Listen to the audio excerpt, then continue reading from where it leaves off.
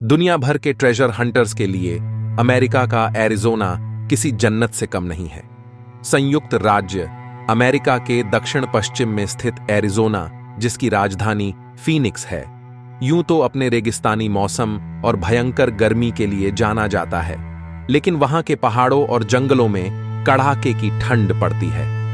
इसी वजह से अमेरिका के कई अन्य राज्यों की तुलना में वहां का मौसम ठंडा ही बना रहता है। अमेरिका के किसी भी अन्य राज्य की तुलना में यहां खोए हुए खजानों की कहानियां अधिक प्रचलित हैं। ये कहानियां यहां की हवाओं में बहती हैं। अगर आपकी इतिहास, पुरातत्व जैसे शब्दों में रुचि है, तो एक बार आपको यहां जरूर आना चाहिए। 16वीं शताब्दी के स्पेनिश कांक्विस्टाडोर फ्रांसिस्को कोरोनाडो के साहसिक खजाना खोजी अभियान रहे हों, या फिर 19वीं शताब्दी के ओल्ड वेस्ट दिनों में हुई भारी भरकम खजानों की लूट रही हो, रहस्यमयी खजानों की जीवंत कहानियां सुनकर आप भौचक्के रह जाएंगे। लेकिन कहानियां तो कहानियां ही होती हैं। इन्हीं कहानियों पर भरोसा करके पायलिन बीवर ने भी अपनी जिंदगी का सबसे बड़ा दांव खेला था।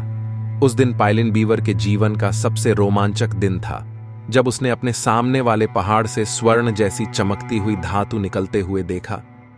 उसका कैंप पहाड़ी से कुछ ही दूर पर था, जहां बीवर के दूसरे साथी गहरी नींद में सो रहे थे। बीवर को लगा वह सपना देख रहा है, लेकिन जल्द ही उसे यथार्थ और भ्रम की दुनिया की सीमाओं का पता लग गया। वह अकेले ही उठकर ऊपर की तरफ गया और वहां उसने उस रहस्यमयी लेकिन बेहद कीमती लगने वाली धातु के एक एक टुकड़े इकट्ठे किए और नीचे अपने पड़ाव की ओर चलने के लिए खड़ा हुआ। लेकिन तभी अचानक उसे अपने पैरों के नीचे की जमीन धंसती हुई जान पड़ी। उसे तुरंत समझ में आ गया कि यह पहाड़ उसे अपने आगोश में लेने वाला है। उसने देखा कि उसके कैंप का भी कहीं अता पता नहीं है, और वह स्थान जहां उसका कैंप था, जली हुई राख की ढेरी में परिवर्तित श्मशान जैसा लग रहा था। उसके द्वारा इकट्ठा किए हुए सोने के ढेर सारे टुकड़े वहीं बिखर गए। भय से कांपते शरीर ने पसीना उगलने में देर न लगाई। अपने पीछे से उठता हुआ निनाद सुनकर उसने फिर दृष्टि पीछे घुमाई तो उसके पूरे शरीर में बिजली सी कौंध गई। उसे एक और विलक्षण दृश्य दिखाई दे रहा था। उसके पीछे ऊपर पर्वत की छोटी पर से हजारों की संख्या में रहस्यमयी छायाएं उतर रही थीं और भयंकर आवाज के साथ उसी की ओर सेना के सिपाहियों की तरह दौड़ी चली आ रही थी। अब तक अपनी सोचने समझने की क्षमता खो चुके बीवर के गले से सिर्फ एक चीख निकली, भयानक चीख, और वह अचेत होकर वहीं ढेर हो गया। चेतना वापस लौटी तब वहां कुछ नहीं था। दिन का सूरज सर पर चढ़ आया था, लेकिन जहन में सारी बात घूमते ही वह वहां से सरपट भागा। अपने जीवन में बीवर ने फिर कभी उधर जाने की हिम्मत नहीं की। इस घटना के ठीक 6 वर्ष बाद ऐसी ही एक घटना उसी जगह पर मैक्सिको के युवक डोनाल्ड पेलेटा के साथ घटी। उसके भी सभी साथी इस अभियान में मारे गए थे, लेकिन उसके भाग्य में जीवित रहना लिखा था, इसलिए किसी तरह से वह स्वयं उन रूहों के शिकंजे से बचकर निकल सका। अपने अपने सदमों से उबरने के बाद पायलिन बीवर और डोनाल्ड पेलेटा दोनों ने अपने संस्मरण छपवाए। तब लोगों को उस सोना बरसाने वाले उस रहस्यमयी पर्वत का पता चला। ये जगह राजधानी फीनिक्स से 40 मील पूर्व की तरफ द लॉस्ट डचमैन्स गोल्ड माइन के नाम से कुख्यात है। इसके बारे में यहां तक कहा जाता है कि आज तक वहां सोने के लालच में जो भी गया जीवित नहीं लौट पाया। जो जिंदा लौटा भी वह वहां से सोने का एक टुकड़ा भी नहीं ला पाया है, बल्कि लाया है तो भय, हताशा और सदमे का ऐसा पिटारा जिससे छुटकारा पाने में उसे सालों लग गए। जिस तरह रूस के साइबेरिया क्षेत्र में कई तरह के रहस्यमयी विकिरण, दूसरी दुनिया से आने वाली रहस्यमय आवाजें और प्रकाश उसे विचित्र आश्चर्यों वाला क्षेत्र बना देती हैं, उसी तरह से अमेरिका का एरिजोना भी अपने अनसुलझे और भयानक रहस्यों के लिए सारे संसार में प्रसिद्ध है। डोनाल्ड पेलेटा की यात्रा के वर्षों बाद तक बेहिसाब सोने के खजाने के लालच में दुनिया भर से सैकड़ों लोगों ने एरिजोना की यात्रा की। इनमें संयुक्त राज्य अमेरिका के ही युवक सबसे अधिक संख्या में आए। लालच एक ऐसी चीज है जो बड़े बड़े लोगों को अपनी गिरफ्त में ले लेती है। एक बार अमेरिका के ही एक प्रसिद्ध डॉक्टर लॉरेन रवाली भी उधर पहुंच गए। तमाम नक्शों से माथापच्ची करने के बाद डॉक्टर लॉरेन किसी तरह से उस पहाड़ी के निकट तक पहुंचने में सफल हो गए। जैसा उन्होंने वर्णन किया है उसके अनुसार वहां पहुंचते ही उन्हें अनहोनी की आशंका होने लगी। तभी उन्हें अपने चारों तरफ किसी बड़ी भारी चीज के घूमने की भयंकर आवाज सुनाई पड़ने लगी और पलक झपकते ही सैकड़ों रहस्यमयी आकृतियों ने उन्हें घेर लिया। बाद में एक खोजी अभियान दल को उनका मृत शरीर मिला। उनके झोले में कुछ खाने की सामग्री और कुछ दस्तावेज थे। उनकी मौत को वहां के अखबारों ने प्रमुखता से छापा और इस घटना ने वहां सनसनी मचा दी। डॉक्टरी जांच से पता चला कि डॉक्टर लॉरेन के शरीर का एक एक बूंद रक्त चूस लिया गया, पर यह कैसे हुआ यह कभी पता नहीं चल पाया। तब से इस पहाड़ को लोग खूनी पहाड़ भी कहते हैं। इस पहाड़ की विचित्रताओं में कुछ नियमित पैटर्न है, जैसे कि वह वर्ष में एक निश्चित समय पर ही सोना उगलता है। इसी तरह से वहां पर जितनी भी मौतें अब तक हुईं वह दिन के ठीक 4 बजे हुई। 4 बजे ही इस चोटी की परछाई पृथ्वी को छूती है। विस्तृत जांच करने पर पता चला कि यहां आकर जिस किसी की भी हत्या हुई उसकी मृत्यु शरीर से एक एक बूंद रक्त चूस लेने के कारण हुई, जबकि पोस्टमार्टम रिपोर्ट में किसी के भी शव में किसी तरह के घाव या चोट का कोई निशान नहीं मिला।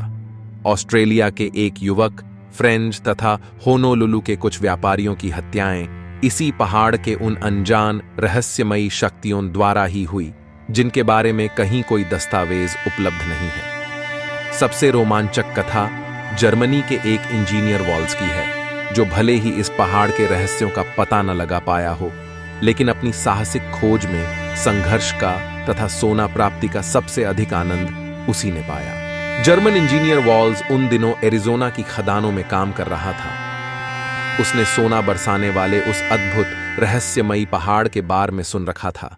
उसकी कहानियां समय समय पर उसे उद्वेलित करती और उसका रहस्य खोजने के लिए प्रेरित करती। वॉल्स का अनुमान था कि उस खूनी पहाड़ी का रहस्य दक्षिण पश्चिम अमेरिका से लेकर मेक्सिको तक बसे हुए वहां के अपाचे कबीलों के प्रमुख तांत्रिकों के इतिहास में ही छिपा हो सकता है, क्योंकि वही लोग उसके आसपास बसे थे। वहां के स्थानीय अपाचे स्वभावतः बड़े लड़ाकू होते थे। गोरे अंग्रेजों से उन्हें बड़ी घृणा थी। कई बार अमेरिकियों ने उनका विधिवत संहार किया था, जिससे उनके मन में गोरों के प्रति और भी तीव्र घृणा का भाव था। 1872 का अपाचे लीप विश्व प्रसिद्ध है, जिसमें जॉन बाकर ने अपाचियों को बुरी तरह काटा था। इसके बाद अपाचियों के सरदार गैरोनियो ने गोरे अंग्रेजों पर गोरिल्ला हमले किए, उन्हें नेस्तनाबूद करने के लिए। 14 साल बाद सन 1886 में जनरल नेल्सन ने अंतिम युद्ध किया और उन्हें पीछे धकेल दिया था। तब से माना जाता है कि अपाचे कबीले के कुछ प्रभावशाली लोग और तांत्रिक उसी रहस्यमय पहाड़ पर शरण लिए हुए थे, जिस पर जो भी आज तक गया जिंदा वापस नहीं लौटा। अपने प्रतिदिन के जीवन से ऊबे हुए वॉल्स ने अपने काम को अंजाम देने से पहले पूरी प्लानिंग की। उसने अपाचे कबीले की एक सुंदर युवती, जिसे वह केंटी नाम से बुलाता था, से प्रेम कर लिया और फिर उसी से शादी भी कर ली। यह एक बड़ी सफलता थी, क्योंकि आदिवासियों का सद्भाव प्राप्त करने के बाद वॉल्स के लिए उस रहस्यमय पहाड़ तक आने जाने का रास्ता खुल चुका था। सबसे पहले उसने अपनी पत्नी केंटी से उस सोना उगलने वाले पहाड़ का रहस्य जानने का प्रयास किया, लेकिन जल्दी ही उसे मालूम पड़ गया कि केंटी ही क्या, लगभग सारे कबीले वाले उस पहाड़ के रहस्य से अनजान थे। केवल कुछ ही तांत्रिक ऐसे थे जो इस रहस्य को जानते थे। अपनी योजना पर आगे बढ़ने से पहले तक वॉल्स ने केंटी के सहयोग से काफी सोना इकट्ठा कर लिया था। फिर उसने जैकब विजनर नाम के युवक से मित्रता करके उसे अपनी टीम में शामिल कर लिया। इसके बाद सारी तैयारियां पूरी करके उस पहाड़ के अंतरंग रहस्यों का पता लगाने का काम शुरू किया। वह कई बार सामने से पहाड़ की ओर गया, जैसी कोशिश उससे पहले कई लोगों ने की थी, लेकिन हर बार वही भयावनी आत्माएं उसकी ओर झपटी और हर बार उसे जान बचाकर भागना पड़ा। उसके इन प्रयासों का पता अपाचे कबीले के प्रभावशाली लोगों और तांत्रिकों को भी चला और उन्हें उसका दुस्साहस कतई पसंद नहीं आया।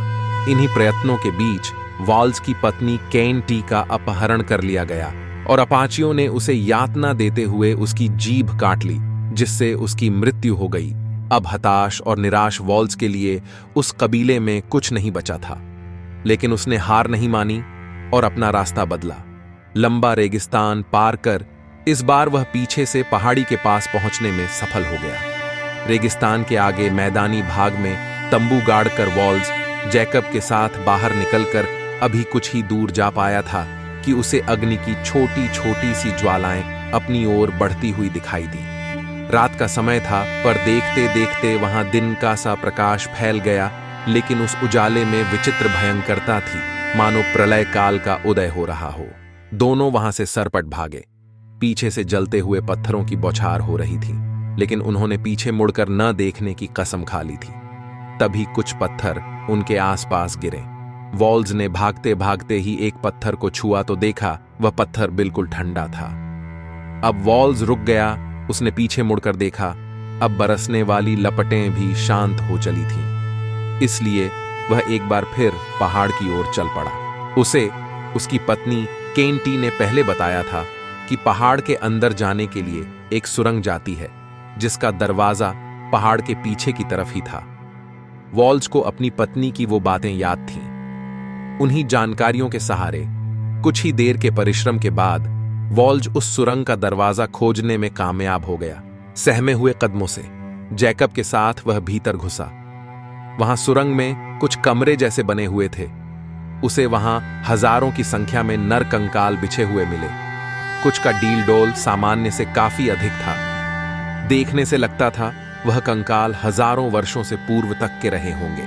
आगे बढ़ने पर उन दोनों को वह विशालकाय गड्ढा भी दिख गया, जहां से सोने का लावा निकलता था, पर सोने के वास्तविक स्रोत का उसे कुछ भी पता नहीं चल सका, और न ही वहां से आगे बढ़ने का कोई रास्ता मिल सका। उस जगह की भीषण गर्मी की वजह से वहां एक एक गुजरता हुआ पल भारी बीत रहा था। वापस लौटने के दौरान एक जंगल के दलदल के पास उन्हें कबीले वालों ने देख लिया। जैकब को तो वहीं बेरहमी से मार दिया गया, लेकिन वॉल्स किसी तरह से उनके चंगुल से बच निकला। बाद में कुछ ही वर्षों बाद 1961 में उसकी मृत्यु हो गई। उसके पीछे रह गई तो केवल उसकी डायरी। उसी डायरी के सहारे उसके बाद बरेनी आदि ने भी यात्राएं की, पर सोना बरसाने वाले उस पहाड़ के रहस्य का कोई पता न लगा सका। मौत का झपट्टा मारने वाली रहस्यमयी परछाइयां हो या असीमित सोना उगलने वाला वह विशालकाय गड्ढा, कोई नहीं जानता कि इन रहस्यों का मूल किस बिंदु पर ले जाएगा।